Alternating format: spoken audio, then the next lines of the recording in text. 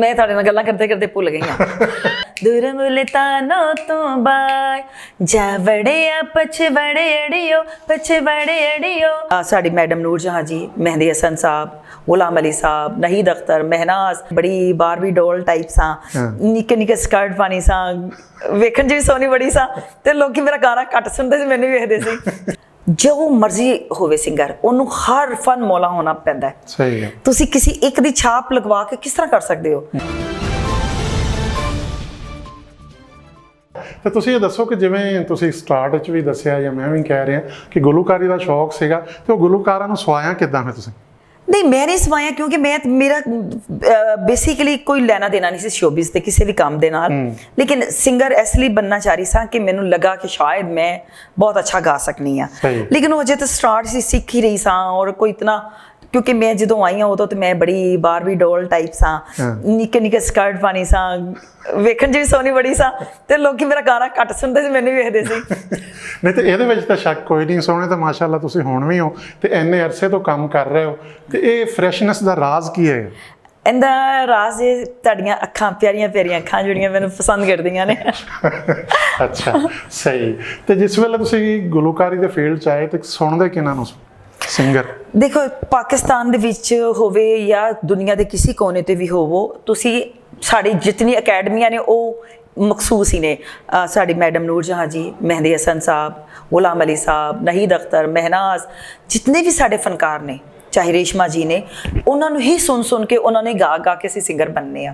कोई खास साढ़े कोल तो कोई ट्रेनिंग है नहीं है, असीं उन्हों दे गाना उठाना है, उन्हों दे सुनना है। उधर अगर दूसरे मुल्क दे विचों देखा जाए तो लता जी दे असीं गाने ने, उन्हों दे गाने गा के ही बस अल्लाह पाक करम कर देंदे ने। सही। तो फिर इन्ना तुसीं स्टेज, टीवी, फिल्म करन तो बाद फिर दोबारा अपने उस पुराने शौक नूं यानी ज्वाइन किया, तो फिर तुसीं उदों भी धमाका ये किया कि सब तो पहला जिहड़ा गाना तुसीं सरिया खानम जी दा कीता, तुम्बा।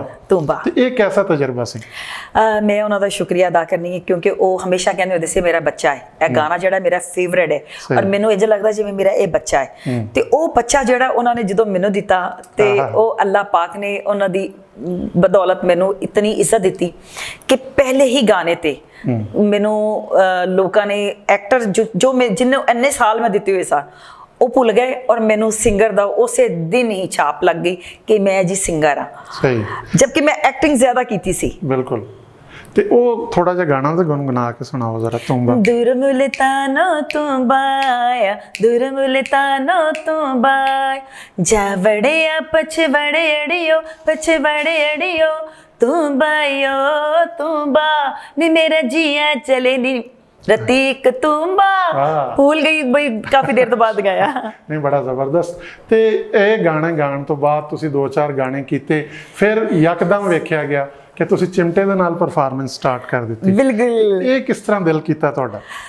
मल्टी नेशनल कंपनियां दे नाल मैं काम कर रही सा, और एक दिन मैनू ऑफर आई कि भी तुसी फोक नू प्रमोट करना। मैं कहा बई सीधा गाना गवाओ, मेरे कोलों जेड़ा मैनू आंदा है, ए हुण नवां विच फोक भी कित्थों लैके आ जावां। उन्होंने कहा नहीं जी, करना है, और करना भी पूरे पाकिस्तान दे विच। अच्छा। एक साडे बहुत ही अच्छे NSM सन, फायजा ब्यूटी क्रीम दे जी मलक शफा के साथ, उन्होंने कहा किसी एंकर नूं, और उस एंकर ने मैनू कहा कि भी तू इस तरह तू यह करना है। मैं कहा जी ठीक है, लेकिन मैं हुण चिमटा करना भी परफॉर्म दूसरे दिन ने, रात नूं मैनू कहा जा रहा है कि जो तू परफॉर्म करना है और पूरा गेटअप चाहिए है। अब सब तो पहले तो गेटअप तुहानू पता है वो बनाना कोई आसान काम नहीं है। एमरजेंसी ਦੇ ਵਿੱਚ ਲਾਚਾ ਕੁਰਤਾ बनाया गया, चिमटा मंगवाया गया। हुण रात के 2 बजे तक ਅਸੀਂ बैठ के प्रैक्टिस कर रहे हैं कि ਇਹਨੂੰ ਵਜਾਣਾ किस तरह है, बई ਇਹਨੂੰ पकड़ना किस तरह। कम अज कम मैनू कुछ थोड़ा जिहा समझाओ, मैनू समझाओ तो सही, ऐ ना होए कि पता लगे मैं सिर्फ पकड़ के खलोती हुई हाँ तो मैनू कुछ करना ही नहीं आ रहा। लेकिन यह है कि रात 2 बजे तक असलम परवेज साहब मेरे उस्ताद ने, उन्होंने मैनू सिखाया, और सुबह असी 9 बजे गुजरावाला जाके पहला शो असीं उत्थे करना सी। 11 बजे साडी एंट्री सी। अल्लाह ने ऐसा करम किया कि मैं पहला कदम ही हॉल दे विच रखिया ते पब्लिक ने शोर पा दिता। मैनू नहीं पता लगा मेरा चिमटा क्यों वजिया, किस तरह वजिया। बई इन्ना अच्छा मतलब मैं परफॉर्म किया कि लोकी अश अश कर उठे। और उस तो बाद मेरे च भी थोड़ा जिहा कॉन्फिडेंस होया कि लवी नहीं मैं कुछ कर गई हाँ और ऐसा फिर होया कि फिर लोग मैनू फोक सिंगर सदा समझन लग पे सही फिर इहदे च मैं हमेशा ये कहनी है कि इहदे च मेरा कोई कमाल नहीं है मेरे स्पार्क ज़ात दा कमाल है जिन्हें मेरे वास्ते रास्ते खुद बनाए और मैं उहदे ते चली हाँ तो वो मेरे वास्ते कामयाबी दे रास्ते खुले सही गल ते हुण तक तुहाडे किन्ने गाने रिलीज़ हो चुके हैं तकरीबन कोई 15-20 ਤੇ ਹੋਣਗੇ ਜੋ ਮੈਂ ਰਿਕਾਰਡ ਕਰਕੇ ਉਹਨਾਂ ਨੂੰ YouTube ਤੇ ਡਾਲ ਚੁੱਕੀ ਹਾਂ ਔਰ ਉਹਨਾਂ ਦੇ ਵਿੱਚੋਂ ਤਕਰੀਬਨ ਅੱਧੇ ਤੋਂ ਜ਼ਿਆਦਾ ਤਾਂ ਮੇਰੇ ਬਹੁਤ ਹਿੱਟ ਹੋਏ ਜਿਵੇਂ ਤੂੰਬਾ ਬੜਾ ਹਿੱਟ ਹੋਇਆ ਮਾਇਆ ਬਹੁਤ ਹਿੱਟ ਹੋਇਆ ਐਨਾ ਅੱਖੀਆਂ ਚ ਪਾਵਾਂ ਉਸਕੋ ਉਹ ਬੜਾ ਅੱਛਾ हुआ मतलब बहुत सारे ऐसे ने कि ਜਿਹੜੇ बहुत ज़्यादा सुने गए कुछ ऐसे भी ने कि जो नॉर्मल रहे लेकिन ज़्यादातर मेरे अल्लाह का शुक्र है बहुत अच्छे गए सही गल ते अजकल भी तुहाडा एक गाना जिहड़ा है कलाम है बल्कि मैं तुहानूं कलाम कहांगा वो बड़ा वायरल है ਤੇ ਉਹਦੇ ਹਵਾਲੇ ਨਾਲ ਕੁਝ ਦੱਸੋ ਵਾਕਈ ਮੈਂ ਅੱਜਕੱਲ ਇੱਕ ਪਤਾ ਨਹੀਂ ਕਿਉਂ ਸ਼ਾਇਦ ਤੁਹਾਡੇ ਅੰਦਰ ਵੀ ਹੋਏਗਾ ਮੇਰੇ ਅੰਦਰ ਵੀ ਹੈ ਵੇ ਕਿ ਇੱਕ ਸੂਫੀਆਨਾ ਕਲਾਮ ਜਿਹੜਾ ਤੁਹਾਨੂੰ ਬਹੁਤ ਦਿਲ ਨੂੰ ਲੱਗਦਾ ਟੱਚ ਕਰਦਾ ਹੈ ਜਿਸ ਤਰ੍ਹਾਂ ਮੈਂ ਰੱਬੀ ਲਵਲ ਦੇ ਮਹੀਨੇ ਦੇ ਵਿੱਚ ਮੈਂ ਨਾਤ ਵੀ ਪੜ੍ਹੀ ਸਹੀ ਔਰ ਉਸ ਤੋਂ ਇਲਾਵਾ ਮੈਂ ਪੀਟੀਵੀ ਤੇ ਜਾ ਕੇ ਸਪੈਸ਼ਲੀ ਲਾਈਵ ਜਾ ਕੇ ਵੀ ਨਾਤਾਂ ਪੜ੍ਹੀਆਂ ਕਿਉਂਕਿ ਮੈਂ ਸਮਝ ਰਹੀ ਸਾਂ ਕਿ ਹੁਣ ਸਿੰਗਰ ਇੱਕ ਜਿਹੜਾ ਨਾ ਅਸੀਂ ਜਿਹਨੂੰ ਸਮਝਦੇ ਹਾਂ ਕਿ ਇਹ ਜੀ ਫੋਕ ਸਿੰਗਰ ਹੈ ਇਹ ਜੀ ਭੰਗੜਾ ਕੁਈਨ ਹੈ ਤੇ ਫਲਾਣਾ ਹੈ ਤੇ ਇਹ ਉਹ ਜੋ ਮਰਜ਼ੀ ਹੋਵੇ ਸਿੰਗਰ ਉਹਨੂੰ ਹਰ ਫਨ ਮੌਲਾ ਹੋਣਾ ਪੈਂਦਾ ਹੈ ਸਹੀ ਹੈ ਤੁਸੀਂ ਕਿਸੇ ਇੱਕ ਦੀ ਛਾਪ ਲਗਵਾ ਕੇ ਕਿਸ ਤਰ੍ਹਾਂ ਕਰ ਸਕਦੇ ਹੋ ਮੈਨੂੰ ਨਹੀਂ ਸਮਝ ਆਉਂਦੀ ਕਿ ਜੀ ਮੈਂ ਸਿਰਫ ਭੰਗੜਾ ਹੀ ਕਰ ਸਕਣਾ ਵਾਂ ਬਈ तू नात भी पढ़ सकना है तू और भी गज़ल भी गा सकना है तो फिर यही कहना जी मैं ना मतलब है कि तू फिर इको ही काम तेन आता तेन शोर पाना ही आता है तेन होर कुछ नहीं आता मैं अपने आप को फोक सिंगर भी कह रही हूँ लेकिन मैंने फिर भी लोग कह देंगे ने गज़ल गा के सुना मैनू उर्दू गा के सुना तो फिर मैं सोचनी हो मेरे मैं तो फोक हाँ तो मेरे को क्यों तुसी सुनते पे हो